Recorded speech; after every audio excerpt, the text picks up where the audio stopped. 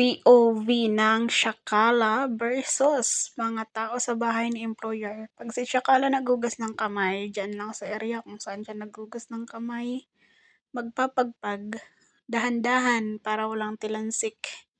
Kaya, malinis ang salamin at walang tilansik-tilansik.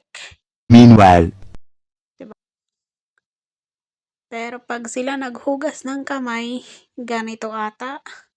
Kasi kahit sobrang taas ng salamin, pati tuktok may tilansik. Tingnan nyo. Siguro ganyan sila maghugas ng kamay na. Ganyan sila magwisik. Kung wisik hanggang sa dulo ng salamin, kaya yung salamin puro tilansik, ganyan lagi, look. Yan, mataas na yan ang salamin. Nakatungtong ako niyan. Kaya tingin nyo, yung bakat ng tilansik hanggang doon sa pinakatuktok.